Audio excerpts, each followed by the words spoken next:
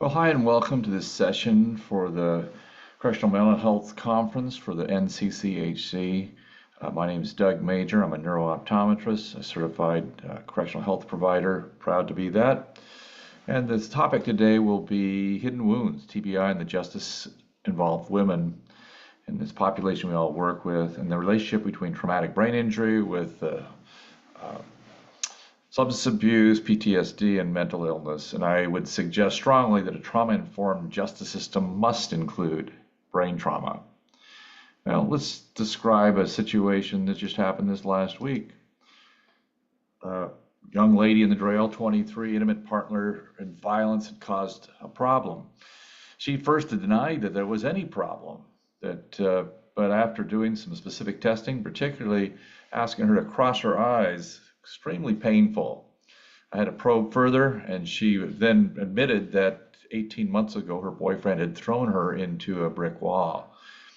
It's always fascinating to me how the symptoms subside of the initial injury, and then the anxiety and other things that lead to substance abuse happen about a year later. She just wants to get back and work at their hardware store. So these delayed responses, as well as the outcome, is just fascinating to me. I want to share those cases with you, and just welcome those in California, just south of here, the beautiful San Luis Obispo, where our seven sisters, Hearst Castle, Pismo Beach, Morro Rock, and we are considered maybe the California correctional capital, or at least navel of the state. Used to have the largest facility in the state, men's colony, that's combined. I currently provide a vision clinic in the San Luis Obispo County Jail, do a weekly outreach at the San Luis Obispo State Hospital, Forensic Hospital, and was a primary investigator for a large study at the El Paso de Robles School. We'll talk a little bit about later. So I've been involved in many, many areas for many years. Been involved with the state level prison system as well as a federal level prison system. Been decades of work with a at-risk youth group, a boot camp program, and presented nationally and internationally. And it really is exciting for me to again realize the science is finally the point that we can now do some treatment. So happy to invite you to participate with the NORAD, Neuro-Optometric Rehab Association's Justice System Treatment Committee. We'll be posting on many events that I think would be helpful if you have an interest. And I have this after too, these QR codes. So no disclaimers. I have absolutely no interest commercially. This is all on my dime. I morally feel like I need to present this information because it's so exciting that we can actually do something at a core level, I think at the root cause of many of these problems we face, mental illness, as well as so many societal problems we face here just outside the door here in California. So what are the objectives? First of all, is there a problem? Let's analyze the prevalence impact of TBI on justice-involved women. Second, can we diagnose and treat it? Evaluate the best brain-based diagnostic tools that you'll be able to use tomorrow, and rehab strategies that you can integrate in your system to target treatment for better behavioral outcomes, more safety at site, and just helping people like we try to do. And then the big question is, when we have this information, how and can it be applied to correctional populations? So we'll discuss how to be advocates for these policy changes using best practices and resources related to traumatic brain injury. I always want to begin with my bias. I have a bias about the human condition as a person that's gone to many evolutionary psychiatry meetings or psychology meetings, and that is that women's brains are wired to be empathetic and pro-social. When that neurology is intact. The second point is neuroplasticity, behavioral changes are possible with proper milieu of stimulation, rest, and metabolic health. And the third thing is that brain-based approach in the justice system can dramatically improve outcomes and would reduce society costs and loss of vital human capital. So let's begin with object number one. Is there a problem? Let's analyze this prevalence. And this is not something that's new. 2006, unrecognized problem from the CDC. Many people in jail are living with traumatic brain injuries that complicate their management. And how many women are locked up? Well, this shows sort of the halfway between local jails and prison systems. And, 150,000 maybe, but it's when we look at the full pie under correctional control, we're talking almost 800, over 800,000 people. And so these tentacles have a long reach. While men can constitute the majority of global incarceration in 2022, women make up approximately 6.4% of the population, with America having the highest concentration. We hold the largest number here. We lock our women up, our mothers, our daughters, our sisters. And the key difference is that incarceration rate have increased dramatically, 60% since 2020. And again, that root cause is really a drug offense and the socioeconomic factors, and they have a unique challenge because mothers in prison cause the next generation to go. And California was recently the highest number. Well, fortunately with Prop 47, there has been a shift here, so a good thing.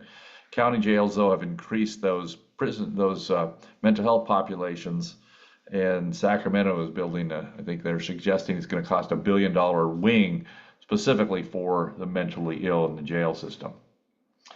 So the brain injury overlaps with people getting in the legal system, and you look at these numbers that the recidivism rate, obviously, but the main number is this substance abuse. Look at the numbers of people compared to a general population, mental health challenges, exposure to violence, victimization. All these things lead to these problems. You'll see different variations of these numbers as we go from state to state. I want to particularly thank a group called NASHA, the National Association for Head Injury Administrators. A lot of our information will be given there. I'll be able to give you some links to their sites.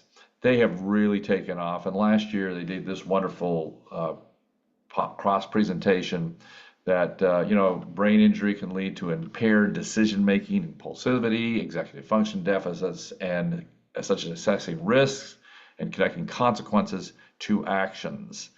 And they're often in violence and as a victim and a perpetrator. It's this terrible circle, and especially true with women in the justice system who've received repeated brain injury. Unfortunately, our group, which sets the standards, is still trying to catch up with this. And just a few years ago when I became certified, I read the standards book, and they mentioned brain injury one time, just as a checkbox. I'm here to hopefully change that and change your opinion on this, that there is something that can be done, and there is change. I'm so excited to talk to Kelly Sarmiento, who from the CDC, who wrote a wonderful article just this spring, just a few months ago, on our brain injuries going undetected, unmanaged in your facility. Kelly has not really been in facilities very much. She got doged, unfortunately. I was gonna ask her to do a presentation or do a small interview, but she's still wondering about her job. Wonderful work. We sure appreciate Kelly and her work. And some of the things that are mentioned, that mass incarceration is not just a legal issue, it's a public health crisis, particularly in terms of mental health for our things. And again, that 76% have a history of mental illness. Almost 60% the criteria for substance use disorder, more likely than men with pre-existing trauma and experiencing homelessness. So let's look at the different states. So sort of fun to go this route. Minnesota, domestic violence, number one cause, motor vehicle accidents for TBI causes, psychosocial variabilities from Colorado, history of substance abuse, history of mental illness with those just involved traumatic injury, and then of course the traumas. And let's go to Kentucky. With each new injury, the problem worsens. And see, it's double after you get those 2 or 3 injuries, and most women have had multiple injuries. depression and anxiety. We'll talk a lot about that and these other violence thoughts, suicide, ideation, and attempts. I'd like to introduce you to Kim Gorgon, really a trendsetter from Colorado that we're going to present a lot of her research. So she was kind enough to let me use this information for you today. Kim? Thinking about brain injuries, well, are the consequences of brain injury as the physiology of a behavioral health complaint, it really goes a long way towards destigmatizing that presentation. It no longer becomes about personal failing or a moral failing. This is just the physiological outcome of an injury.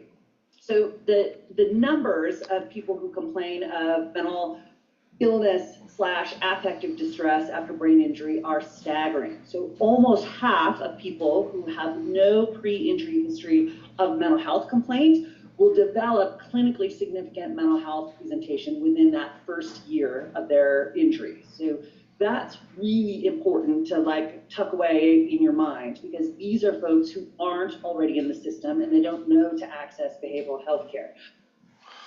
So I think this is just, it's so important to understand that that after a brain injury, their likelihood of having a mental health issue increases dramatically, and that those who have those emotional problems are usually between 6 months and a year post-injury. So this delayed response, just like I mentioned in the first case. And of course, this causes stress on families, and the idea of, as they feel like they've lost their life anyway, they feel like a zombie, so the suicidal ideation goes up. And now let's consider those things in this research context of the female brain, because it's so unique. And one of the most unique things about it is because of the neck strength. The neck strength is significantly less than men's ranges, and so any type of acceleration, that head to neck angular acceleration is 50% higher and almost 40% more displacement for that when a woman is had a TBI. And again, female athletes are twice as likely to get those sports-related concussions. So back to Kim. Share and underline an important point. We looked at the kinds of injuries that characterized women in the criminal legal system. So these were women in jail and women in community corrections, so probation, parole programming. And what we found was that they were 6 times more likely to have multiple traumatic injuries related to violence than their male peers in the criminal justice system. Of course, going back to that point that Tamara Bushnick has made over and over again, which is that violence-related TBIs are associated with poor outcomes.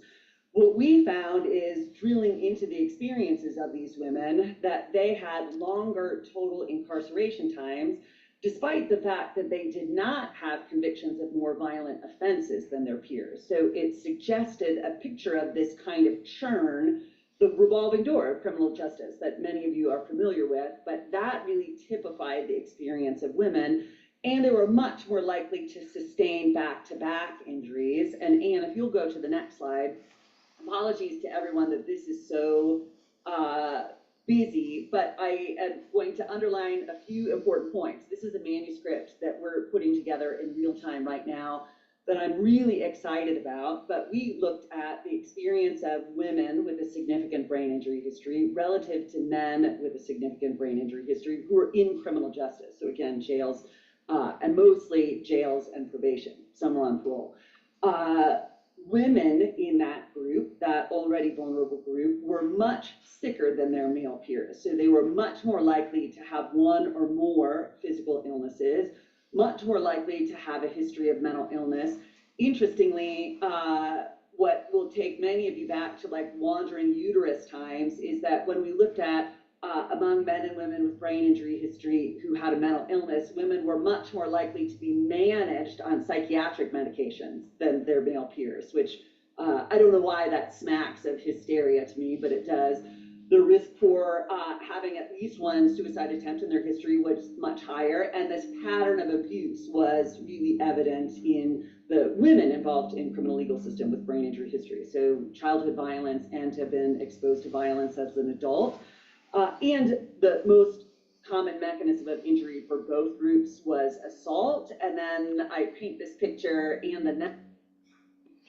And so I think a couple key points that she's going to talk about the, the more likely to have multiple brain injuries, and you saw how that cumulative effects has on brain function, and violent-related TBIs associated with more physical illness. And again, if you get damaged by a car, that's one thing, but if another human damages you, another human being, those violence causes tremendously more difficulty with total incarceration times and other things. And a lot of women, unfortunately, have these things back to back. Excellent article again about the physical health, mental health, the differential between this, how we handle women versus men with the psychiatric medications, and of course the ACE, the adverse childhood experiences, and sort of this interesting thing that if women with the same, men and women of the same infraction, women stay in jail longer because they don't seem to be back under control later. And so women have this higher history of, after a brain injury, of a violent type of association. So very interesting study that shows that, is this an association or a causal? And there's some studies that actually shows that the TBI is causal, that women with a history of TBI are more likely to have sustained their TBI prior to their first criminal offense. And again, we look at so many different levels of differentials between the two. This is a part of a whole hour plus seminar. Hope you get a chance to look at this. The research is so compelling and so important. So obviously you can't get well in a cell. Mental health nightmares. The jails house most of the women, yet they're ill-equipped to handle these mental illnesses, higher rates of suicide, women being victimized by jail and staff. And as a man, it's a very interesting situation. You can just feel this unequalness of balance of power as you try to help these women with the isolation and treatment and worse mental illness. Most of these women are mothers or primary caregivers. There's no concept. They can't connect with their families. This damages the children tremendously, as well as taking care of children makes it more difficult for their parole responsibilities and conditions. And without the support system, most of these women have this higher rate of homelessness. And so, as mental health providers, we need to be aware of this because the stakes are so high, and you get this idea. This also goes right into the homeless issue. It goes right into the substance abuse, right into the mental illness and the violence and the safety of us all. Adam did such a wonderful job, and this is her comment. High prevalence. Well, no kidding. Estimated up to 80%, and it rivals or surpasses all the other considerations we talk about with the mental and substance abuse, literacy. But this should be core moment. We shouldn't use this as to replace these other things. But this overlap is something we need to be aware of. And of course, the question is then, why haven't we done anything about it? Well, Ross McDonald there in charge of Rikers gave a wonderful webinar, talked about how he did a few things in his facility to try to help. But the main problem, he hit the nail on the head. At that time, screening, how did you find out the problems? There was really a problem with self-reporting. Had a guy come in, no brain injury. I said, what's this over here? Well, that's where I got shot through the head. But see, no brain injury. The complexity of this, conferring a special status in a highly populated jail. And there was no treatment standard, so why even go there? And the third thing was risk management. If you don't treat these individuals once you find them. I think all these three things we're going to address, and you'll realize these are no longer valid reasons. And it's time to implement these interventions with women and youth from traumatic brain injury, from the translation from custodial settings, and it is a call to action. And this public health concern, particularly with justice involves women and youth, the need grows, and we have the power now to work on this. So it's a call to action to address these gaps in care. And so that's why I'm here today. It's a call to action for you to do what you can. So thank you so much for your listening, and would hope to be able to work with you, and I just appreciate your attention today.